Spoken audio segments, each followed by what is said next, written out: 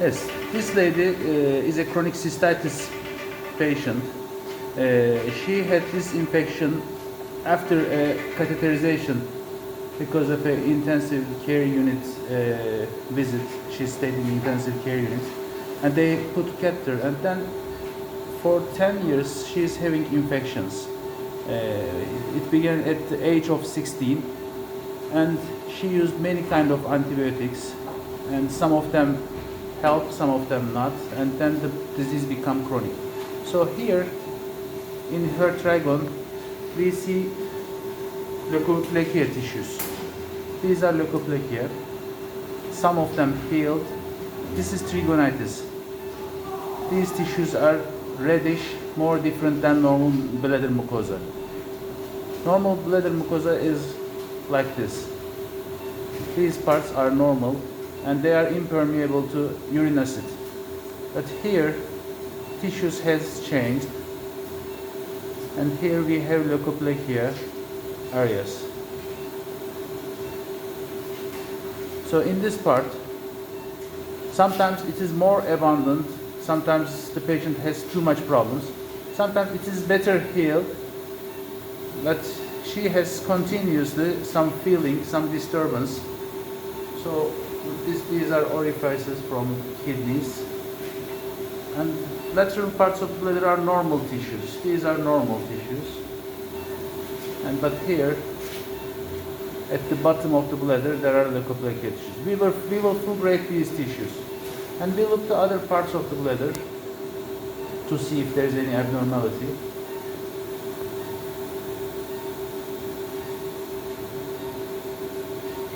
The rest of the bladder seems quite normal.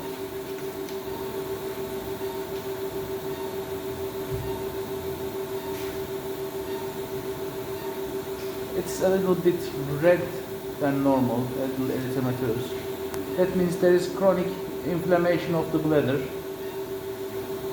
but the capacity of the bladder is good.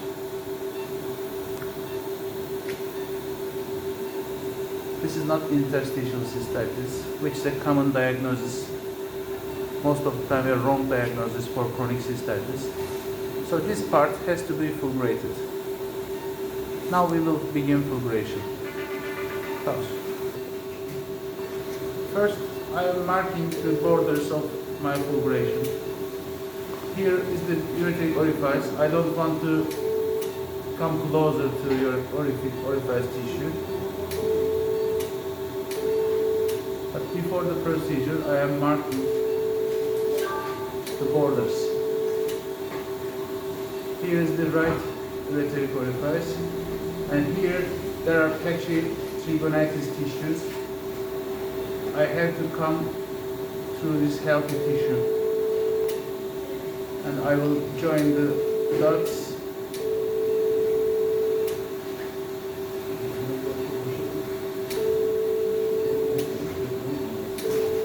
If you do less than normal, it will not be enough.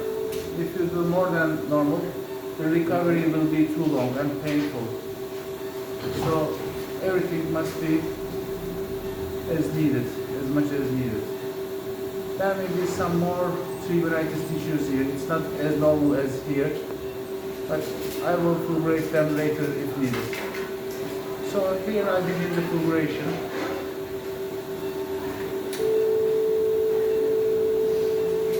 We do very superficial fulguration.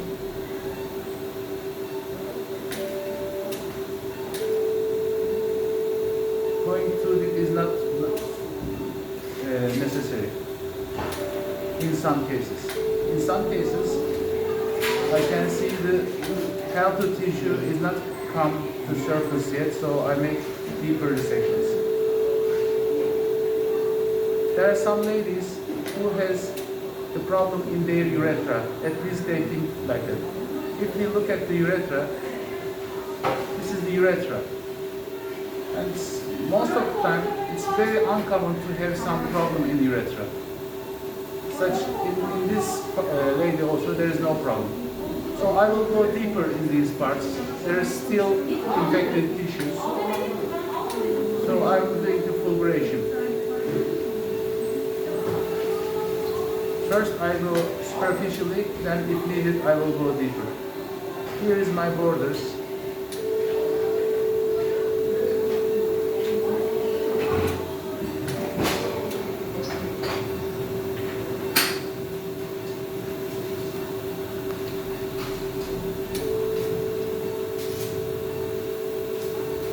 I want to find out the healthy tissue beneath the leukoplakia, under the leukoplakia.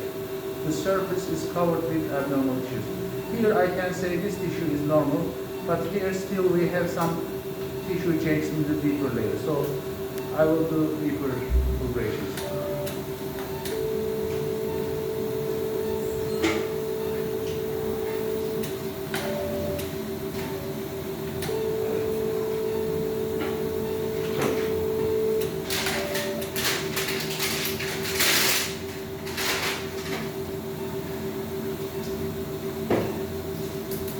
A 2 centimeter square area in the bladder base at the entrance.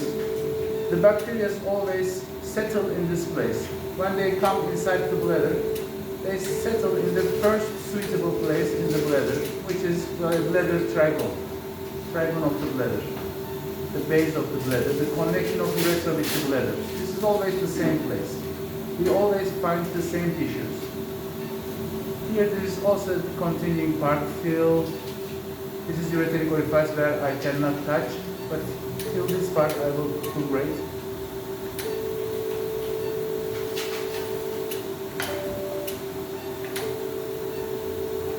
Everybody asking me what will I do if I see no abnormal tissue inside. In most of the ladies, I try to choose the ones who have the disease chronically for a very long time and who are very resistant to antibiotics and previously who responded to antibiotic therapy. So every time I find some lesions here, but even if I find nothing, I will offer the lady to make a fulguration even if everything is normal. If she accepts, I want to make this fulguration to anyone. This is not harmful. There are doctors saying that this fulguration may be harmful, which I do not agree.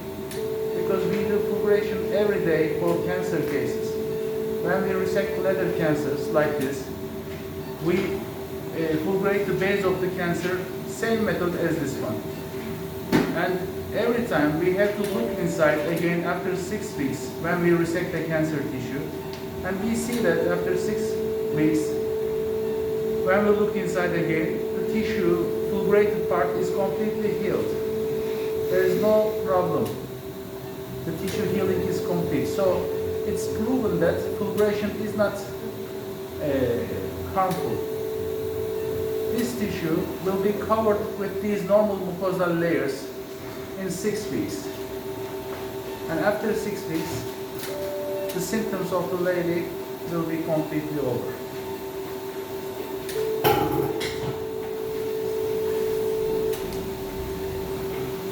Look. This is the border of the plug. It's beginning here. There is some tissue difference here. In the beginning of the urethra. It's very obvious. I can see with my camera. There's a tissue change beginning at this part. So I have to, if I leave this part, maybe the symptoms will remain. So and if I go too deep in the urethra will be affected, which we don't want. Tissue is a little bit different in urethra. So I don't want to fulgurate urethra, but I don't want to leave any leukoplakia or plaque like these tissues behind. So this needs a little learning curve. I improved my method over the years, day by day, time by time. And I now try to make everything in the best manner.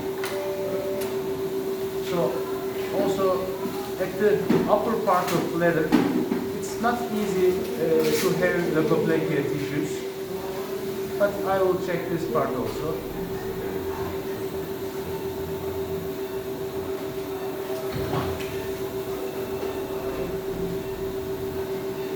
Mostly these tissues are healthy here. Okay.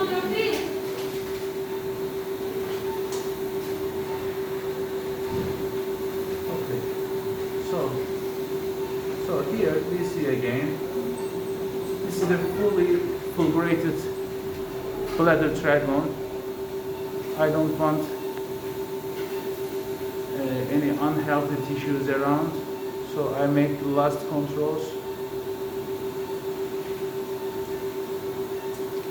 Maybe in some parts we will do a little more.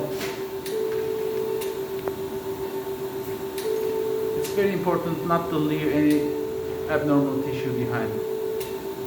And the deepness. I can see that these are normal tissue. And in some parts I make more fulguration. These parts were deeper in my view.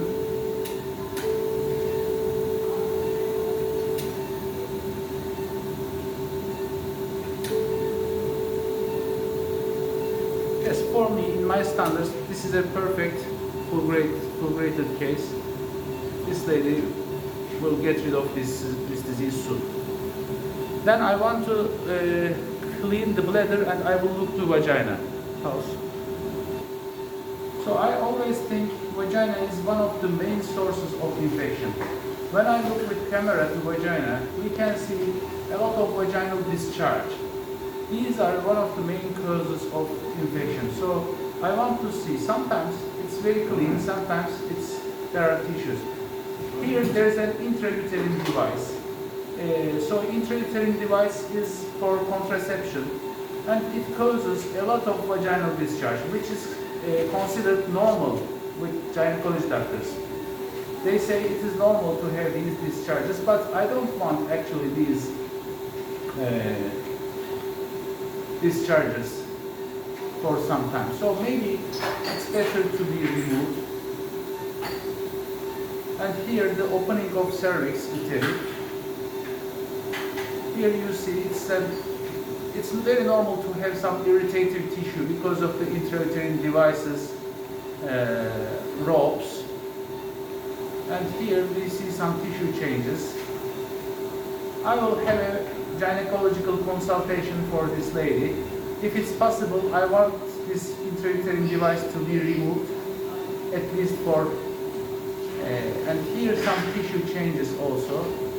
I will want consultation from gynecologist about the tissue changes here. There are some changes.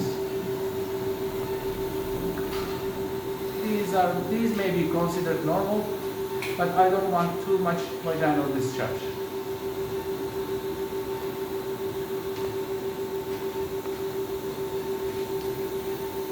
All these vaginal discharge moves into the bladder and causes our infections. Come.